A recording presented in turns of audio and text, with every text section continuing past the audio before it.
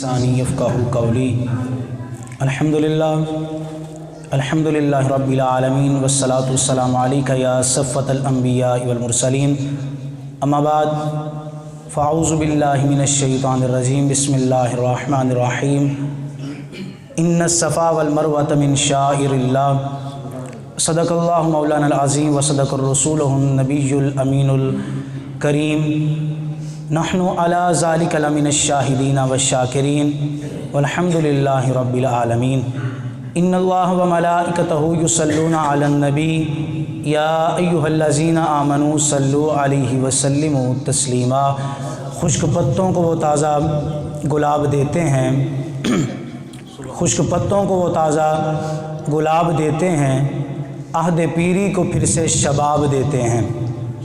خشک پتوں کو وہ تازہ گلاب دیتے ہیں، عہد پیری کو پھر سے شباب دیتے ہیں۔ پڑھ لے درود غفلت نہ کر خدا کی قسم، وہ تو اب بھی تیرے سلام کا جواب دیتے ہیں۔ بڑی ہی پیار، محبت، عقیدت کے ساتھ، الفت کے ساتھ آقا علیہ السلام کی پاک بارگاہ میں نذرانہ عقیدت پیش کیجئے۔ الصلاۃ والسلام علیکہ یا سیدی یا رسول اللہ، الصلاۃ والسلام علیکہ یا سیدی یا حبیب اللہ، الصلاۃ والسلام علیکہ یا سیدی یا نور اللہ وعلی آلکہ واصحابکہ یا جد الحسن والحسین۔ احباب زیباکار، سامعین و ناظرین حضرات، آج آپ حضرات کے سامنے نبی مکرم شفیع دو عالم جان کائنات دو جہان کائنات حضرت جناب محمد الرسول اللہ صلی اللہ علیہ وآلہ وسلم کی میلاد پاک کی محفل میں آپ اور میں حضرات حاضر ہیں۔ اسٹیج کی زینت جناب پیر سید مبشر حسین شاہ صاحب زیدہ شرف ہو، اور انجمن میلاد النبی صلی اللہ علیہ وآلہ وسلم کے اسٹیج سیکٹری جناب راجہ عبدالاحد خان صاحب، اور میزبان عبدالوحید صاحب اور عبدالحفیظ قادری صاحب، اور عوام اہل سنت، السلام علیکم ورحمۃ اللہ وبرکاتہ۔ آقا کریم علیہ السلام کے میلاد میں آنے والوں، بڑی ہی توجہ کے ساتھ آپ نے گفتگو کو سماعت کرنا ہے۔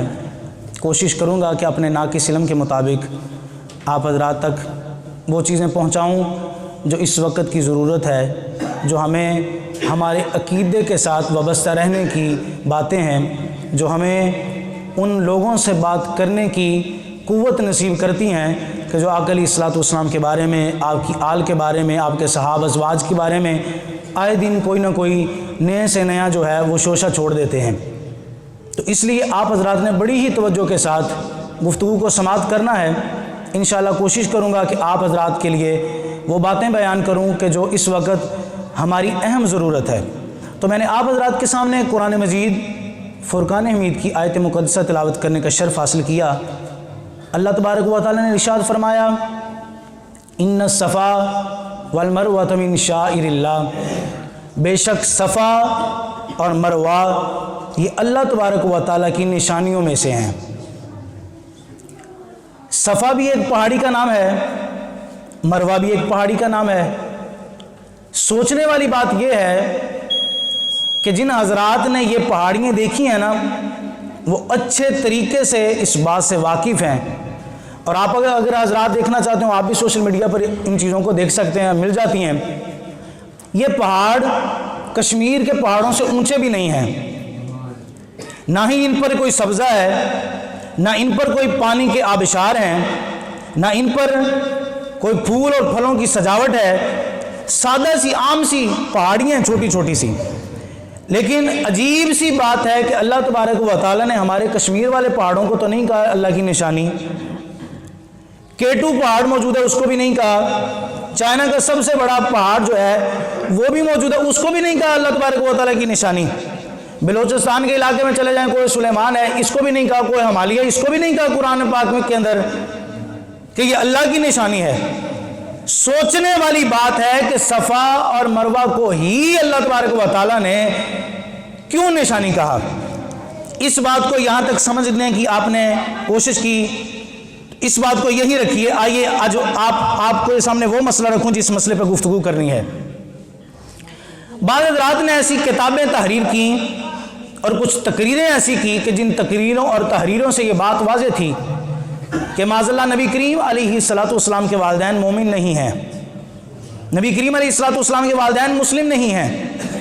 آج میں نے صرف اور صرف آپ کو آقا علیہ السلام کے والدین کے ایمان پر گفتگو سنانی ہے، جو ہمارا ایک اہم اس وقت ضرورت ہے ہماری، کہ جس پہ بات کرنے کی ہمیں ضرورت ہے۔ جب میلاد آتا ہے تو کہتے ہیں جی نہیں، آقا علیہ السلام کا میلاد مناتے ہو، وہ تو اپنے والدین کو معاذ اللہ مومن نہیں کر سکے، ان کو مسلمان نہیں کر سکے، معاذ اللہ ان کو نہیں بچا سکے، آپ کو کیا بچائیں گے؟ یہ چھوٹے چھوٹے سے اعتراضات ہیں، کوشش کرتے ہیں کہ ایک ایک سوال اور ایک ایک جواب دے کے اپنی گفتگو کو سمیٹوں گا۔ یہ سوال رکھیے اور آئیے اپنی اسی بات پہ۔ اللہ نے فرمایا صفا اور مروہ اللہ تبارک و تعالیٰ کی نشانیوں میں سے ہیں۔ اب صفا اور مروہ نے اللہ کی نشانی بننے کا شرف کیسے حاصل کیا؟ حضرت سیدہ طیبہ جناب سیدہ حاجرہ سلام اللہ علیہا، آپ نے حضرت جناب اسماعیل علیہ السلام کو جس جگہ اس ٹائم آب زمزم کا چشمہ موجود ہے، کنواں موجود ہے، وہاں پہ رکھا اور آپ کو وہاں پر رکھ کے پانی کی تلاش میں کبھی صفا کبھی مروہ پہ تشریف لے جاتی ہیں، کبھی صفا پہ دوڑتی ہیں، کبھی مروہ کی جانب دوڑتی ہیں۔ آنے اور جانے کے سفر کے دوران جو حضرت سیدہ حاجرہ کے قدمین شریف ان پہاڑوں کے اوپر لگے جس کو صفا اور مروہ کہتے ہیں، رب نے ارشاد فرمایا کہ اس وجہ سے نشانی کہا جاتا ہے ان پہاڑوں کو اللہ کی، کیونکہ اس پہاڑوں پر ایک نبی کی والدہ کے قدمین شریف لگ چکے ہیں۔ یعنی اس پہاڑوں پر حضرت سیدہ حاجرہ کے قدموں کے نشان موجود ہیں۔ آپ کے ایک مرتبہ قدم لگے، صرف ایک مرتبہ، یعنی صفا اور مروہ آنے جانے کا جو چکر ہے وہ جاتے آتے لگتا رہا۔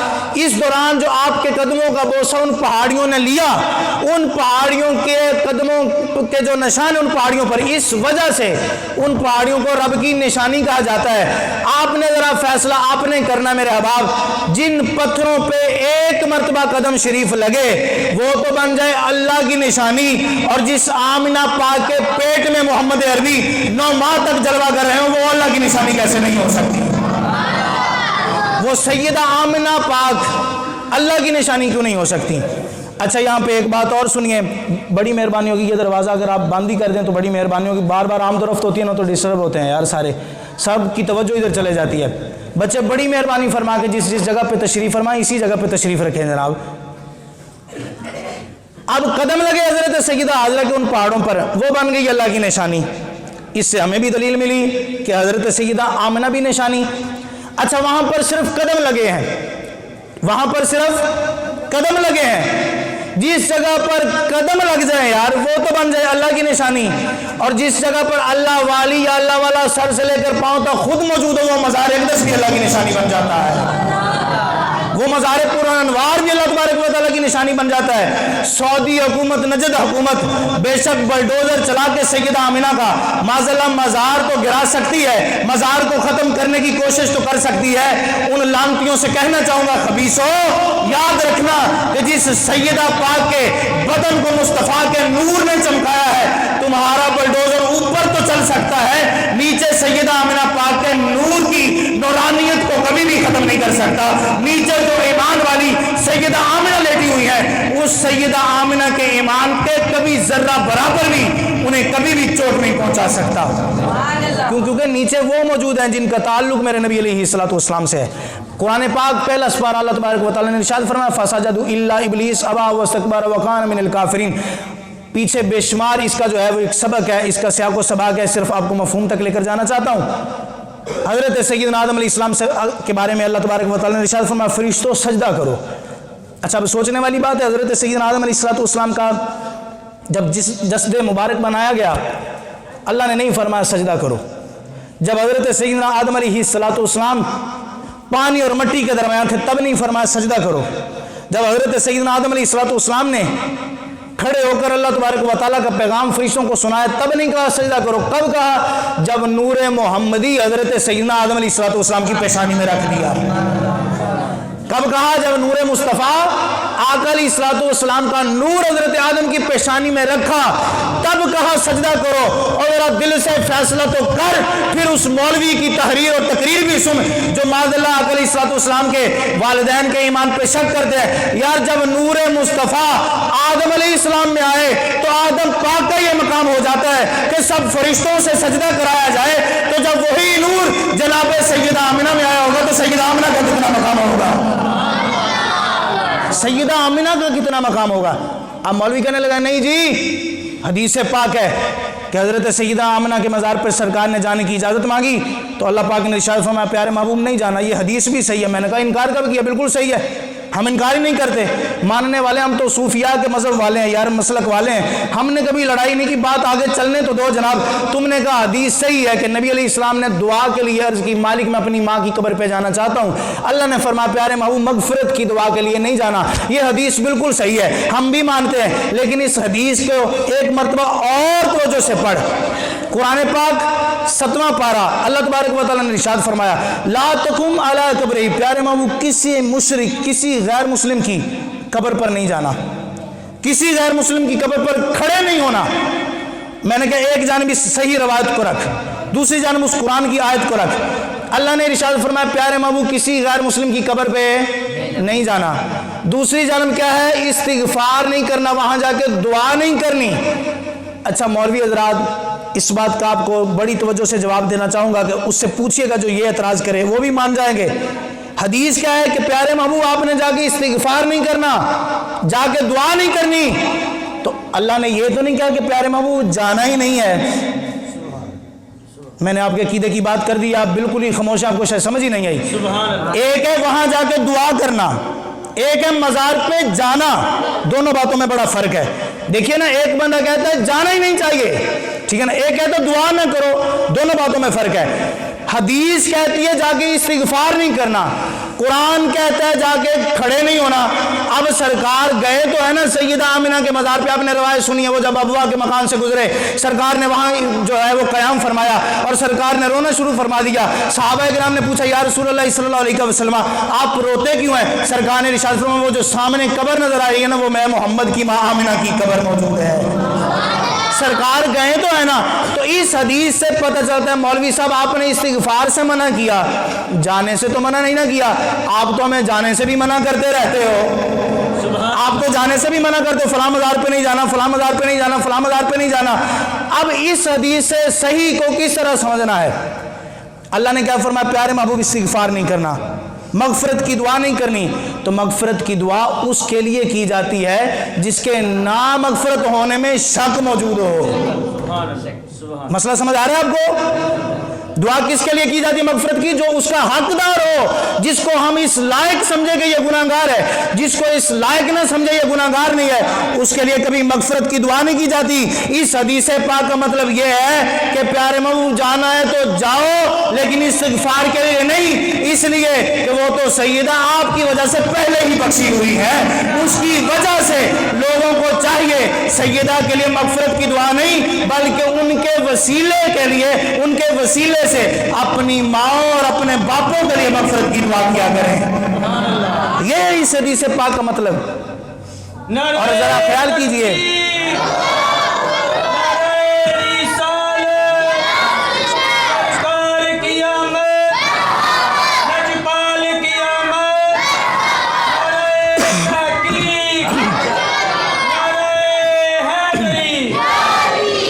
اور اب ذرا خیال کیجئے، اب آگے سے کہتا ہے سیدہ آمنہ معاذ اللہ مسلمان نہیں تھی، میں کہتا ہوں یار اللہ تبارک و تعالیٰ نے تیرے عقل کے اندر بھی کوئی مفتی رکھا ہے، تیرے اندر عقل موجود ہے، تیری عقل کام نہیں کرتی، لفظ کیا بولتے ہیں معاذ اللہ آمنہ مسلمان نہیں ہے، اور جس کا نام ہی آمنہ ہو وہ مسلمان نہیں ہوگا تو مسلمان پھر ہوگا کون؟ جس کا نام ہی آمنہ ہو، ایمان والی ہو، وہ ایمان والی نہیں ہے تو ایمان کس چیز کا نام ہے؟ اور ذرا خیال کر 1400 سال گزر گئے، تیری ماں کو میری ماں کو کوئی گالی دے تو میں نہ برداشت کرے، نہ میری کوئی عزت نہ تیری کوئی عزت، جس جگہ پر آقا علیہ الصلوۃ والسلام کا گٹا پیشاب کرے اس جگہ سے بھی کروڑوں درجے ہم نیچے ہیں۔ اور ذرا خیال تو کر میرے احباب 1400 سال بعد جب ماں کی گالی میں تو نہ برداشت کرے، جب محمد عربی کی ماں کو معاذ اللہ غیر مسلم کہتا ہوگا، سوچ تو صحیح وہ مدینے کے والی تجھ پہ خوش ہوتا ہوگا کہ ناراض ہوتا ہوگا؟ افسوس امتی ہونے پہ کہ جو معاذ اللہ ان کے گھر پہ انگلی اٹھاتا ہے کہ جن کے گھر کی وجہ سے تو اور میں مسلمان بنے ہیں، جس کی وجہ سے تو اور میں مسلمان بنے ہیں۔ آئیے حدیث پاک کی جانب جاتا ہوں، آتا ہوں پھر قرآن کی طرف۔ حدیث پاک سنیے، بڑی مشہور ہے زمانہ حدیث پاک۔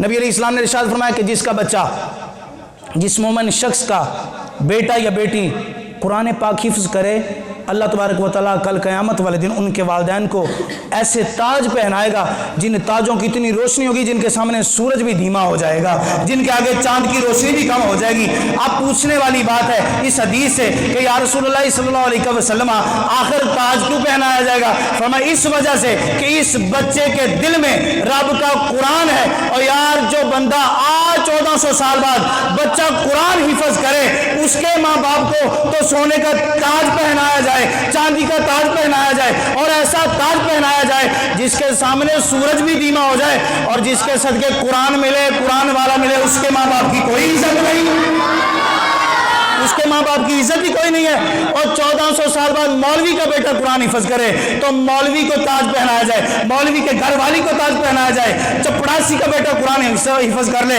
تو چپڑاسی کو بھی کل کو تاج پہنایا جائے۔ اور یار جس محمد عربی نے تیرے اور میرے تک قرآن پہنچایا، جو خود بذات خود قرآن والا ہے، جس کے ذریعے سے رب نے قرآن نازل فرمایا، اور ذرا سوچ تو صحیح اس پیارے محمد عربی کے والدین کی شان کیا ہوگی، ان پیارے عبداللہ، پیارے آمنہ کا مقام کیا ہوگا۔ تیری تحریریں اور تیری تقریروں نے تجھے ایسا الجھا کے رکھ دیا ہے، جسے استنجے کا طریقہ نہیں آتا وہ اٹھ کے کہتا ہے نبی کی ماں ایسی تھی، نبی کا باپ ایسا ہے۔ پہلے جا کے کسی مدرسے میں استنجے کا طریقہ سیکھ، پھر تجھے پتہ چلے گا سیدہ آمنہ کیا ہے، سیدہ عبداللہ رضی اللہ تعالیٰ عنہ کیا ہے۔ آئیے پھر قرآن کی جانب لے کے چلتا ہوں۔ سیدنا موسیٰ علیہ السلام کا دور ہے۔ اللہ تبارک و تعالیٰ نے فرمایا پیارے موسیٰ آپ اپنی قوم کو لیجئے اور یہاں سے کوچ فرما دیجئے، اس لیے کہ فرعون جو ہے وہ صبح آپ پر حملہ کرے گا، تو اس سے پہلے کہ اللہ تبارک و تعالیٰ کا عذاب اس پر نازل ہو، تو اس سے پہلے آپ اپنے ساتھیوں کو یہاں سے لیں اور یہاں سے رخصت ہو جائیں۔ اب جو ماننے والے تھے نا حضرت موسیٰ علیہ السلام کے، انہوں نے ساتھ دیا، حضرت موسیٰ بجا رہے ہیں۔ اب پیچھے دیکھتے ہیں تو سلطنت فرعون، آگے دیکھتے ہیں تو دریائے سامنے، بہت بڑا دریائے سامنے۔ اب قوم پہنچ گئی وہاں پہ، اب پیچھے دیکھتے ہیں تو فرعون آرمی ہے، آگے دیکھتے ہیں تو دریا، اب کدھر جاتے ہیں؟ پیچھے جاتے ہیں تب مارے جاتے ہیں، آگے جاتے ہیں تب مارے جاتے ہیں۔ قوم نے اب پوچھا حضرت سیدنا موسیٰ علیہ السلام سے بھی اب کیا کیا جائے؟ قرآن پاک میں اللہ تبارک و تعالیٰ نے ارشاد فرمایا کہ حضرت سیدنا موسیٰ علیہ السلام نے اپنا عصا مبارک، ڈنڈا مبارک آپ نے پانی پہ مارا نا تو پانی میں ایک رستہ بن گیا۔ پانی میں جب رستہ بنا تو قوم وہاں سے گزرنا شروع ہو گئی، حضرت موسیٰ بھی گزرے، اور حضرت موسیٰ کی قوم کا آخری بندہ اس پانی سے نکل رہا تھا۔ پیچھے جیسے ہی آئی نا فرعون کی آرمی، فرعون والے آئے سارے، انہوں نے کہا لو جی یہ بھی گزر گئے ہیں، ہم بھی تو انہی جیسے ہیں نا، تو ہم بھی گزر جائیں گے اس میں سے۔ یہ خیال فرعونیوں کا ہے کہ نبی والے اور یزید والے ایک جیسے ہوتے ہیں، سمجھ آ رہی نا آپ کو؟ نبی والے اور یزید والے کبھی برابر نہیں ہو سکتے، ذہن میں رکھنا، جوتے کے نوک پہ رکھتے ہیں اس بندے کو جو نبی علیہ السلام کی ذات کے بارے میں ایک لفظ بھی بولتا ہے، یاد رکھنا آپ اس جملے کو۔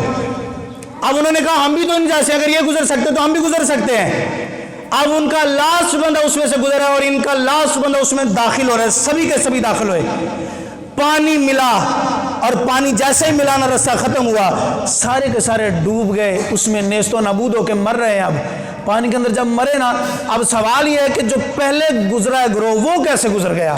اس لیے کہ اس کے رہنما حضرت سیدنا موسیٰ علیہ السلام ہے۔ اب حضرت سیدنا موسیٰ علیہ السلام اکیلے نبی تو نہیں ہے، ان کی پیشانی میں نور مصطفیٰ بھی ہے، بولیے ذرا اونچی آواز سے سبحان اللہ۔ ان کی پیشانی میں کیا ہے؟ آقا علیہ السلام کا نور ہے، اور اگر پیشانی موسیٰ علیہ السلام میں نور مصطفیٰ ہو تو ذرا خیال کرو کبھی دریا بھی ڈگمگاتا نہیں ہے، کبھی دریا ڈگمگاتا نہیں ہے، رستہ کھول دیتا ہے، نجات دے دیتا ہے، نجات بن جاتی ہے حضرت موسیٰ علیہ السلام کی قوم کی۔ اور جب نور مصطفیٰ پیشانی حضرت موسیٰ میں ہو تو تب دریا نہ ڈگمگائے، اور جس پیشانی مصطفیٰ میں نور مصطفیٰ ہو اگر وہی نور سیدہ آمنہ کے پیٹ میں آئے تو وہ سیدہ آمنہ کیسے ایمان سے ڈگمگا سکتی ہے؟ وہ سیدہ آمنہ رضی اللہ تعالیٰ عنہ ایمان سے کیسے آگے پیچھے جا سکتی ہیں؟ سوچنے والی بات ہے یار کہ حضرت سیدنا موسیٰ علیہ السلام کو تو دریا بھی رستہ دے دے، اور حضرت سیدہ آمنہ رضی اللہ تعالیٰ عنہ کا مقام پھر کیا ہوگا؟ اب تیسری اسی جگہ پہ بات سن رہی ہے کہ نبی کے بارے میں، پھر آتا ہوں اپنے اولیاء کرام پہ قول پیش کر کے بات کو سمیٹتا ہوں۔ سیدنا یونس علیہ السلام مچھلی کے پیٹ کے اندر رہے۔ حدیث پاک ہے، نبی علیہ السلام نے ارشاد فرمایا کل قیامت والے دن اسی مچھلی کو اللہ تبارک و تعالی جنت میں بلائے گا، جنت میں پھر جنتیوں کا کھانا کھلایا جائے گا اس مچھلی سے۔ اس کو اتنا بڑا مقام حاصل ہوگا، کس وجہ سے؟ اس وجہ سے کہ اس کے پیٹ میں حضرت سیدنا یونس علیہ السلام گئے ہیں، اور جس مچھلی کے پیٹ میں یونس رہیں وہ تو مچھلی جنت میں جائے، تو جس پیٹ میں محمد عربی رہیں وہ جنت میں نہیں جا سکتی؟ وہ آمنہ کیسے جنت میں نہیں جا سکتی؟ ٹھیک ہے نا، تیرے میرے جنتی جانے میں شک ہو سکتا ہے، آمنہ کے جنت میں جانے میں شک نہیں ہو سکتا۔ ٹھیک ہے نا، ذہن میں رکھیے گا بات۔ یہ تھا انبیاء کرام علیہ السلام کا موازنہ جو میں نے آپ حضرات کے سامنے پیش کیا۔ آئیے ایک اولیاء کرام کی بات بھی کرتے ہیں۔ اصحاب کہف کا واقعہ قرآن پاک میں موجود ہے، آپ نے پڑھا ہے کہ اصحاب کہف کئی سالوں تک ایک غار میں آرام پذیر رہے۔ ان کے دروازے کے باہر ایک کتا اپنی کلائیاں بچھائے ہوئے، بازو پہ بچھائے ہوئے بیٹھا ہوا رہا۔ جیسے وہ سوئے، اللہ تبارک و تعالیٰ نے اس کتے پہ بھی اونگ نازل فرما دی، وہ بھی سو گیا۔ جتنی دیر تک اندر والے صحابہ کہف سوئے رہے اتنی دیر تک کتا بھی سویا رہا۔ قرآن کہتے ہیں، مفسرین اکرام کہتے ہیں کہ کل قیامت والے دن جس جگہ یہ صحابہ کہف والے ہوں گے نا، اسی جگہ اللہ تبارک و تعالیٰ اس کتے کو بھی